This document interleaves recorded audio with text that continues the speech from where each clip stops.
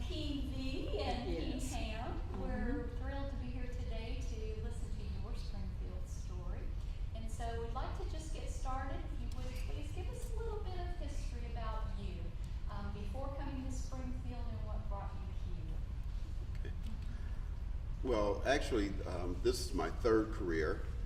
I was born in Massachusetts, raised in Detroit, joined the Navy in 1967, and traveled for 20 years, retired from the Navy in New Orleans area, and during that time felt the call to ministry and began the process of going to seminary and getting trained and being involved in mission development of a new congregation in New Orleans, and then eventually got asked to come to Jacksonville, to St. John's.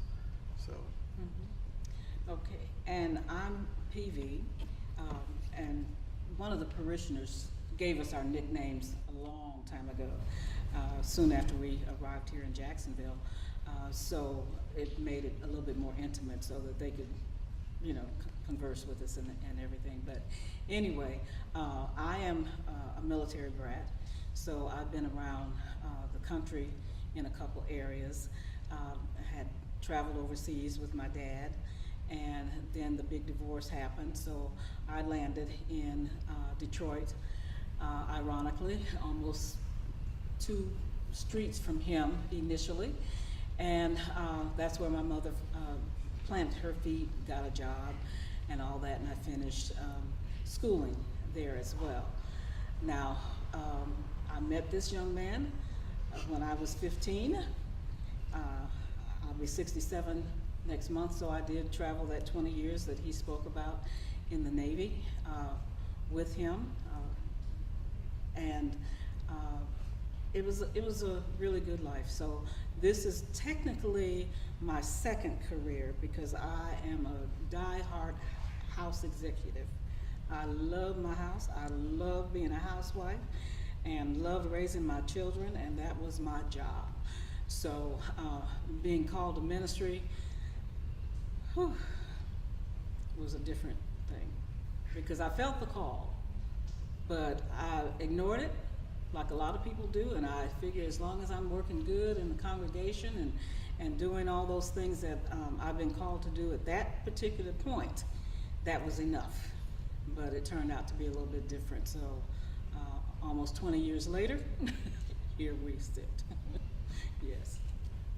So it was interesting. We were in New Orleans and doing a redevelopment of a congregation there, and our national church asked us if we would be interested in coming to Jacksonville, Florida, to take a look at St. John's Lutheran here in the city to do a redevelopment or a restart. And we said we would be open to looking and discussing it, and so we paid a visit here. What year was that? That was December 1999. When the world was supposed to end. Yeah, when the world was supposed to end. It Yeah. changed, trust me, it didn't end. We're still here. Yeah, We're all I say that, so we came to visit here. Yeah. It was an interesting congregation. St. John's is the oldest Lutheran congregation in Jacksonville, the second oldest in the state. The oldest congregation is Bethlehem in Lake City. This congregation was formed in 1877, and it was originally down on Laura and Ashley Street, and they moved to this location in 1926. So it was an interesting congregation in that we were the first African American members of the congregation as the pastors.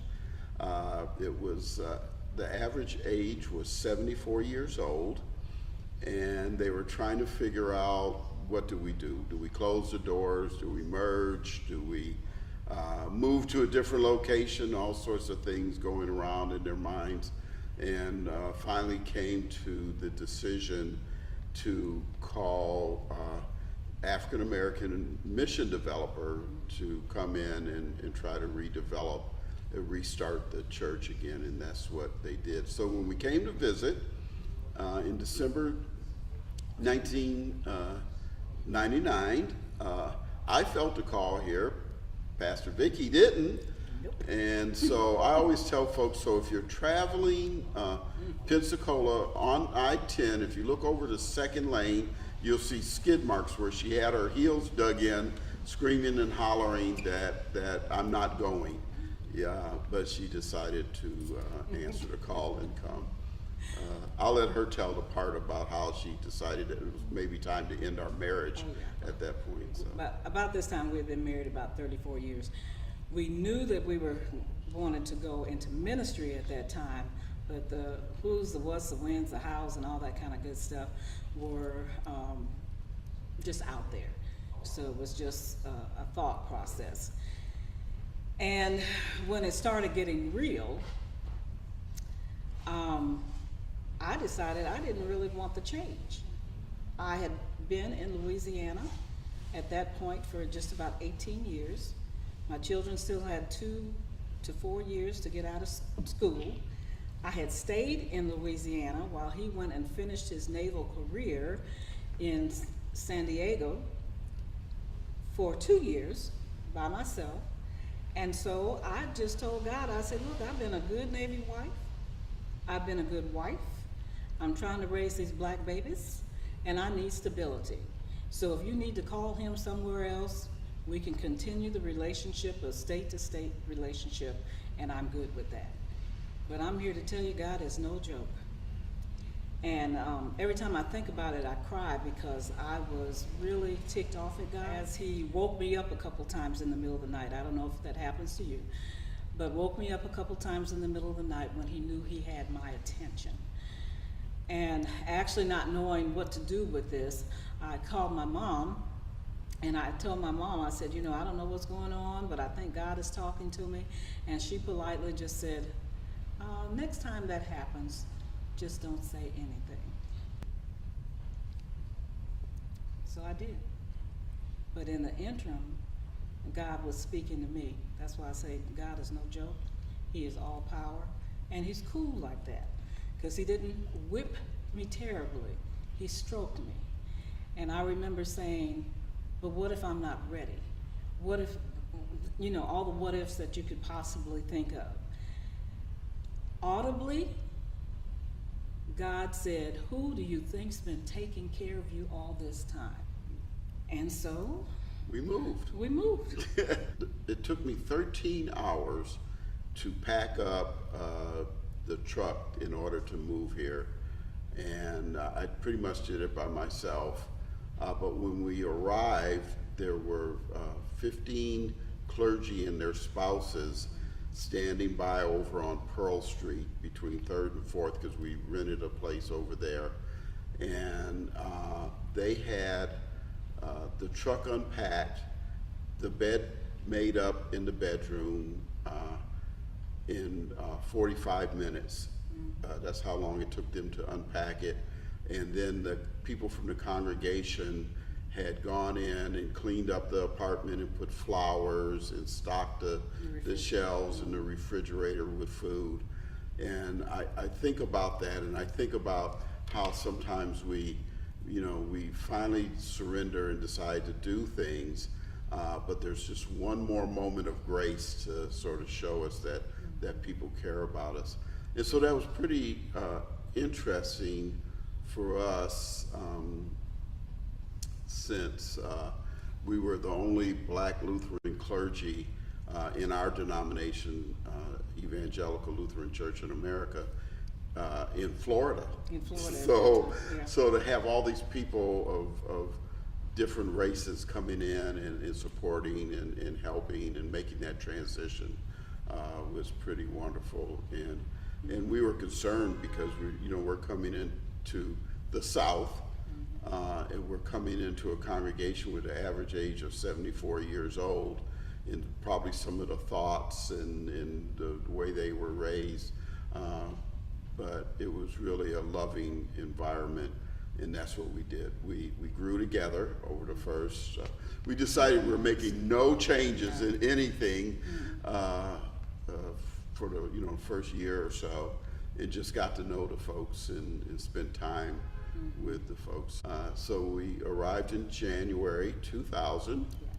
January 20th. January 20th, 2000. We moved into the neighborhood, like I said, down on Pearl Street.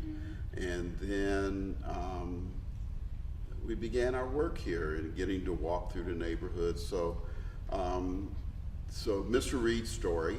Mr. Reed owned a store on the corner of 5th and Silver Street. It's no longer, the building is no longer there. And it was interesting because it was about March, and I think sunset probably around 5:30, and we walked into the store, and Mr. Reed looked at us strangely. He says, "You know, last year at this time, you couldn't walk through this neighborhood at this time of day." And I'm like, "Are you serious? You know, we're talking twilight, you know." Yeah. And he said, "Nah, it's pretty bad." So we've experienced quite a change in this neighborhood over those what is now 18 years plus of being in this neighborhood. And when we came to visit the first time in December, a couple of people from the congregation wanted to take us and ride us around to see all the great things about Jacksonville, and our response to them was, "No, we want to walk the neighborhood." Right. And they were like, "What?" And I said, "Yeah, we want to walk." Because we were trained as part of our mission development that you look at things in the neighborhood. So we looked at buildings to see how many electrical outlet boxes they had on, and how many mailboxes and things like that. And you could see that at that time, you know, there were duplexes that were now fourplexes, and single family homes that were duplexes and fourplexes. And this sort of saturation, I guess. And we stopped in at a couple of the corner stores to look at prices to see what was going on in the neighborhood as far as, you know, pricing, were they gouging people and things like that. This couple, the guy looked at his wife, he said, the pastors, they went in to Bluefront. And she said, "What? They went in where? You let them go into Bluefront? Did you go in with them?" And it was like this need to protect, and it was just Protect and to hide. In yeah, some ways. it was interesting. Yeah.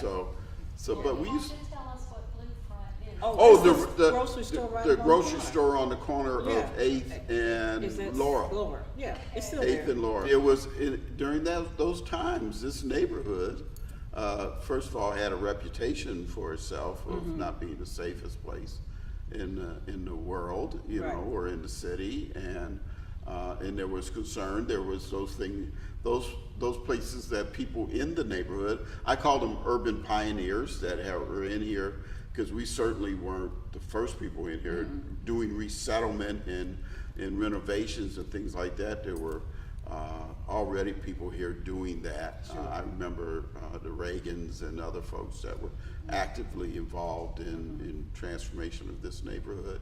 But again, it was not the safest place to And walk most of around. that had become because of the saturation Yeah. of the housing and the people that were living there. Yeah. And so some folks, and they could have been shady, but some folks probably gave them a label without knowing who they were.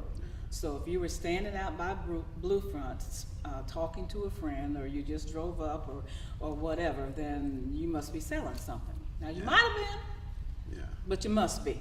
There's no might in there, you know, so. And there was drug activity. Yeah, in there the was, neighborhood. you know, Yeah. so Yeah. maybe. It's really bad. So right after we got here, we went out to California, because our theological training was from Pacific Lutheran in Berkeley, California, but we would go into LA sometimes and then go up to Berkeley for training.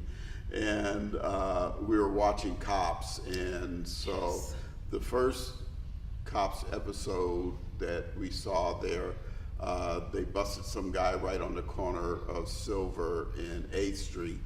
And we're looking at each other like, wait a minute, that's sounded familiar. That's our neighborhood. And I think the And next time was on 7th. it was on 7th and 'Cause we Main. could see- I said, It's 'cause we could almost see our houses, like, so we gotta go all the way to California to see our neighborhood on Cops, you know? Yeah.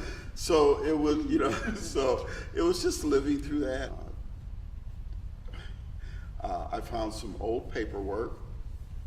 When I say old, it's not so old to me, but in the 60s, as they were talking about the transition of the neighborhood here, that they had written a letter to our, we call it a Senate, or some people might call it a district. Our Senate is called the Florida Bahamas Senate. We have one church in the Bahamas. And our headquarters is in Tampa. And so they had written a letter from this congregation describing the neighborhood, saying that it was starting to change, but they never expected it to go below 70% white with 30% other moving in. And so they were then late 60s looking for places that might be interested, that people might be interested in being Lutheran, which meant they weren't looking into the neighborhood because there were black people moving into the neighborhood. They didn't want to deal with what was going on here. So up until the 60s, this area was predominantly white? Yeah. From Oh yeah. what we yeah. understand. Yeah. We spoke to people that grew up in this city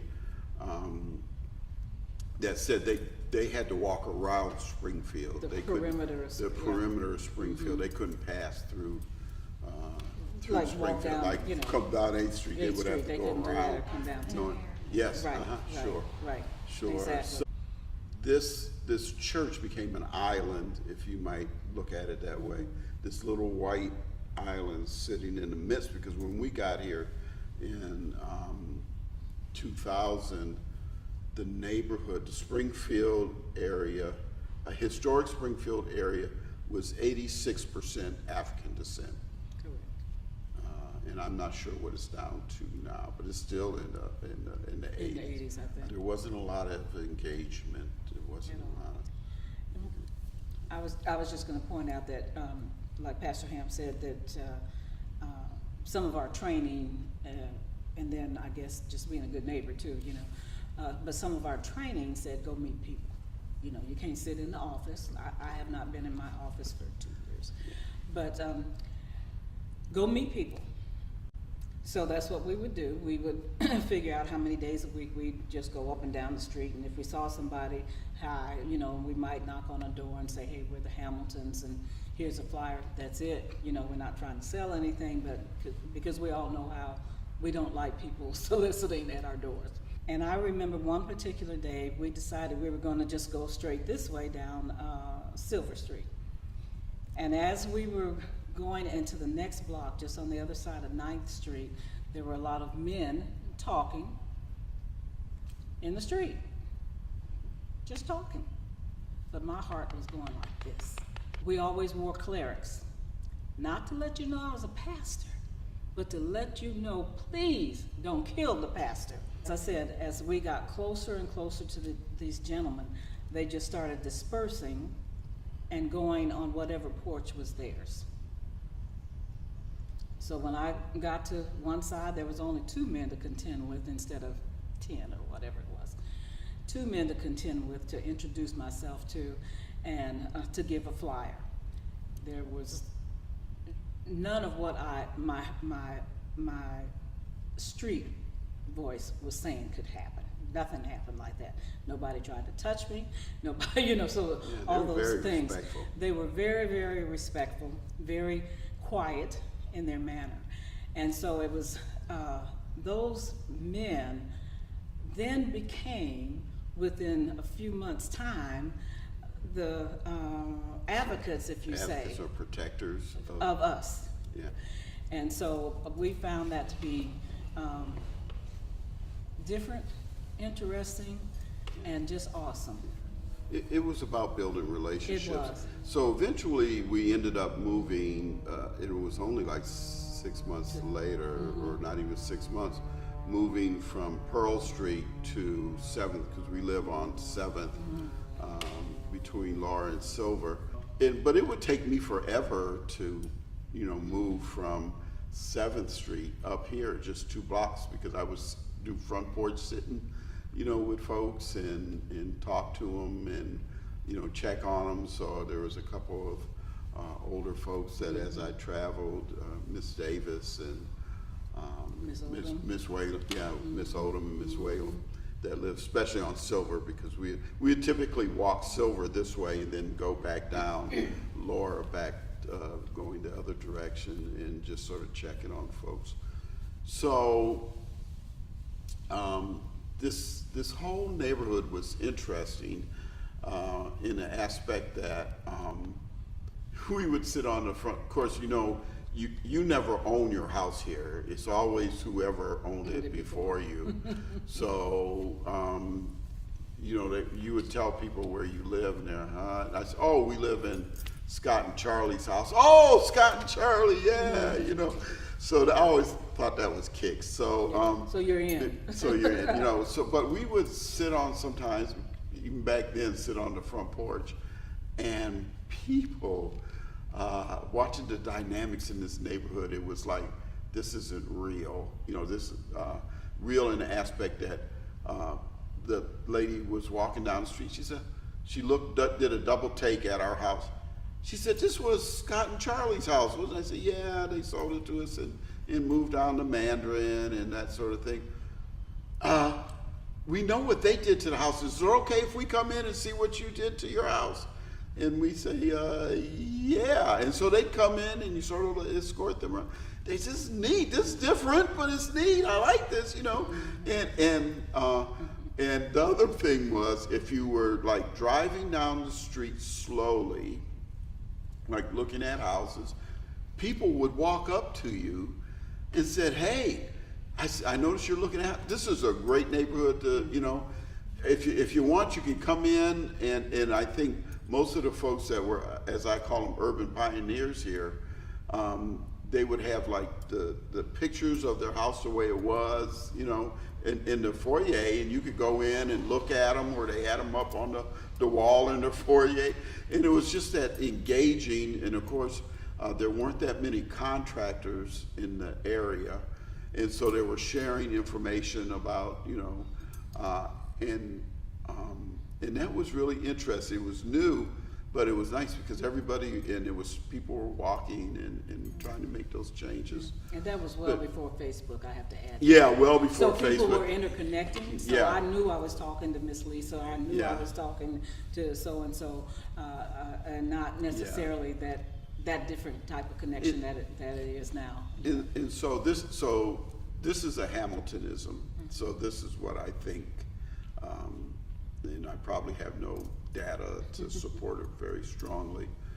But I think once we hit that peak of financial wherewithal for the community, the houses all of a sudden tripled in price, and the house the church owns the house right next door. The house on the other side sold for $34,000. It was renovated, and the fellow that renovated it asked $649,000 for the house. What year was that? That would have been just before the 2008, in the 2007, because what was like the end of 8 and the first part of 9 is when the bottom fell out. It was just before that bottom fell out, and so people that had moved here had saw great equity built into their homes, and some of them started leaving. Some of them had gotten some of the soft second mortgages that were available from the city, I think it was, to own a house here. And those 5 years, I think there was a 5-year time limit that they had to live in. Those sort of came and people started selling their houses and moving. So at that point, there's a different group of people that are moving into the neighborhood.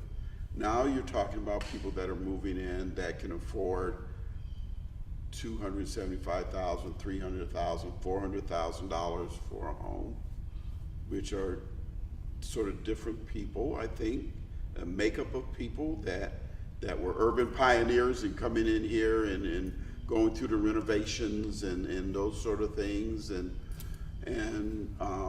then all of a sudden, and this is another Hamiltonism, the wrought iron fences started going up around properties. There weren't hardly any of those around, I don't think. I might have been my eyes I was looking through.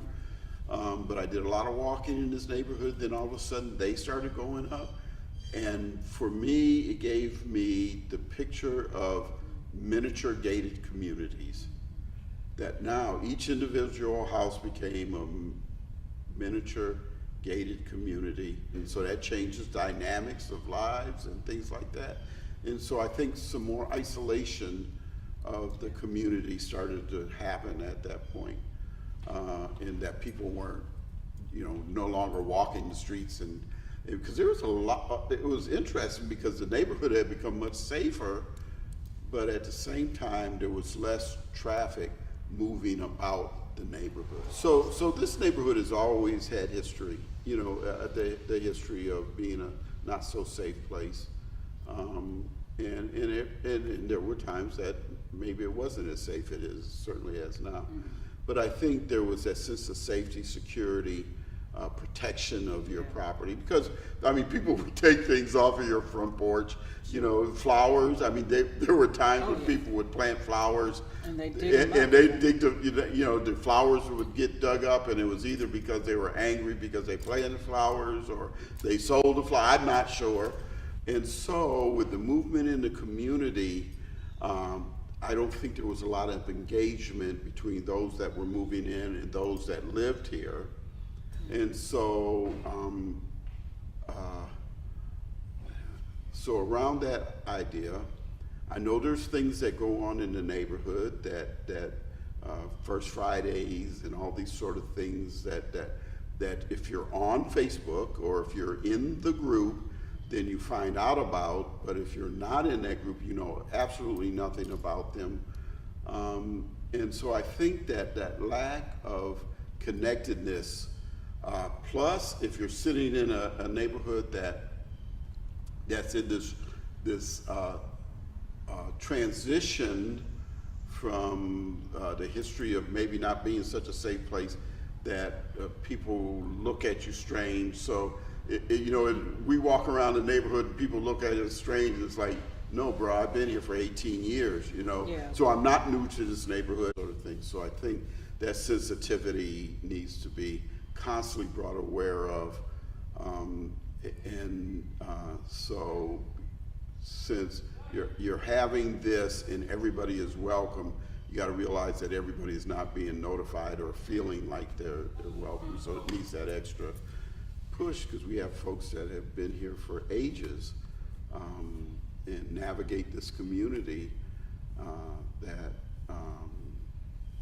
get strange looks, and who is that, and what are they doing here in my neighborhood, and sort of claiming this as my neighborhood rather than our neighborhood. There has to be a sensitivity for that.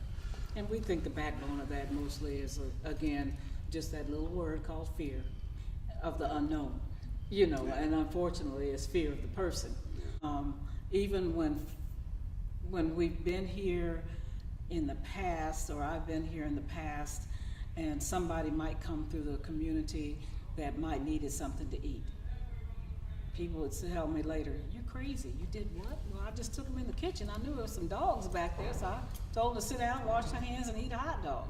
And then they were happy and grateful and cried and whatever else, but being that little piece of sensitivity, so I try, and I know Hamilton does too, just try to treat people the way we would want to be treated particularly. And sometimes, again, if that fear factor comes in, which I try to leave it back here because I'm tired of being afraid of stuff, then that can mess up a good thing, a good start to something or whatever, so, and it's kind of a hard concept for some people.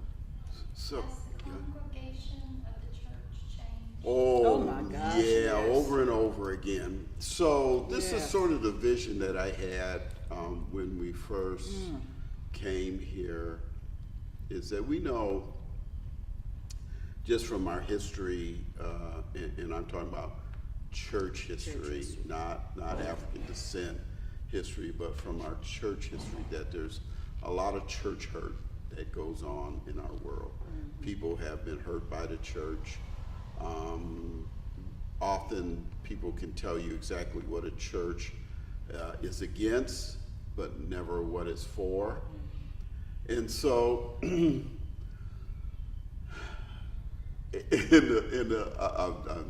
dropping back in that. So we got here in 2000, January. In March, I think that year was Easter. And so, so March or April was Easter. And at that time, we took in 7 new members of the congregation. It was a mixture of 7 people. Okay. So we had straight folks and a couple females and 1 African American. Yeah. So we had a minority spectrum. Yeah, so it automatically changed the dynamics of the congregation right away. Right then. So But- what did that congregation look like before those 7 new members? All Oh, white. they were all white. They That's were all white. 74-year-old people. We had, yeah. And maybe a couple So nieces. we Yeah. had, the average worship here was about 12 people. And then we had 17 people on the sick and shut-in list. So it would take us days, and they were all over the city. So it was pretty, other than us, we were it, right? So I mean, as far as the diversity. And then, so at our Senate Assembly, our gathering for our conference, this one fellow said, I said, wow, at Easter time, we took in 7 new members. And his response was, it's about time you got some color in that place. And I just sort of looked at him and like, so, because we were called here to restart the congregation, redevelop it. That didn't mean that it had to be black. So it's been interesting that Ever since then. And we've gone through ups and downs as far as membership. At one time we averaged about 65 people a week, and it was predominantly African American. And then it shifted down where there was more white people, and then it's just sort of, ebbed and flowed. But when we first got here, we said, this is a healing place. Mm-hmm. So we have a motto that St. John's is a safe place to explore your faith and to heal. Mm-hmm. So we've always been open about, we don't really care. Well, we do care, but we're not going to judge you by what you believe. You come, you fellowship, you serve with us. So if you want, we tend to be social active, justice type of congregation. So, I tell folks, or if we're going to do a project outside, I say, I don't care what you believe. What I do hope is that you believe that you can make a difference by your actions. So that would be the belief. So come join us in making a difference in this world. And so, in that, it has always been a transit congregation. And some people struggle with that because they just, they figure that the church is where everybody comes and they just stay, and you're able to say 40 years, well, I grew up in that church, or my family was a member. And I'm like, no, our church is a place where you come for whatever time God has called you to be here, for whatever you need to receive from this faith community, to get you through whatever you're going through in life. But I've always prayed, and we both prayed, Lord, if we're going to have a transient congregation, we need some folks that will be here to for the long haul to do that, and we have that. So we have people that come through here for a period of time. Pastors too. Yeah, because it is a healing. It's a healing place. It's a place. I don't make them work though. If yeah, pastors you just come and I don't even tell people whatever they're you pastors, you know. And then they leave. People leave. Yeah. But sometimes they come back. And it might, Mm-hmm. and they come back and they stay, and because it's a small congregation with the numbers, but it means that if you want someplace to work, this is the place to be.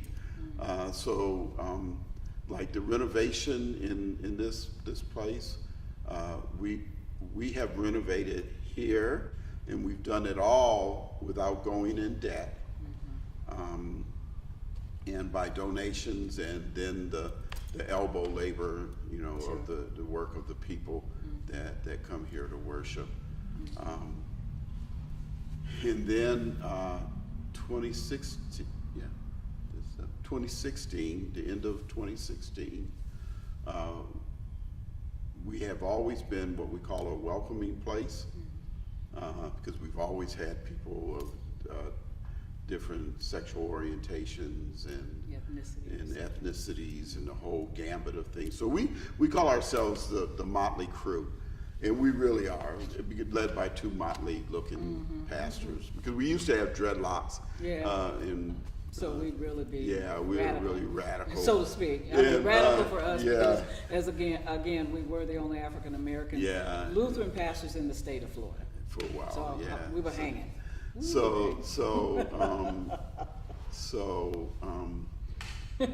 We highly got involved, Pastor Vicki and I, in Straight Allies for trying to get the human rights ordinance passed here in Jacksonville. And so we got really active in that, and out of that we became what we call in our denomination a Reconciling in Christ congregation that openly welcomes people of all sexual orientations. And more than openly welcomes, it's to the public, to let the public know, because again, they've always been welcome, but sometimes you have to go that one step further to identify that you are who you say you are. Yeah. And that was one piece a couple of years ago. Right? Yeah, so we had to go through a whole process to do that training and some other things, because you can't, too many churches pull the bait and switch, say you're welcome, but you're not totally welcome. And so we made a commitment to that, and so it's public. And so they did an article last year in Folio about the coming out monologues, and we were represented in that because they come here to practice and set up for that, and some other things. And we've been recognized in our national Lutheran magazine as when they were doing a article about diversity. They really honed in here, but we're like a well-kept secret, I guess. And one of the things that we have that we're really proud of is our prayer labyrinth. We worked hard at getting that put up. It's about 6 years now, I guess. And so we have a prayer labyrinth that's open sunrise to sunset, that people can come and pray, meditate, and sit down and have. You got to bring your own coffee though, but there's tables out there you can sit down in that Springfield Mommy's group, and they used to meet here. So we've always been active. Now we have yoga, sanctuary yoga on Wednesday night. We used to have yoga on Thursday night. We've had other, so the place is here for the community to use. And long as if it's a community activity, we don't charge, so people use it just to have some place. Then at times we've had, who was that? The community college at that time used to use it as a training spot for reading literacy and things like that. So we've been involved from the very beginning of our time here because we just felt that it needs to be open. And that's a loaded question. I think a lot of what the future holds has to, whatever's ingrained in our minds from the past has to be brought forward to the future, because some of those things have subsided. As we mentioned, a lot of the community has changed. The people that live in the community have changed. So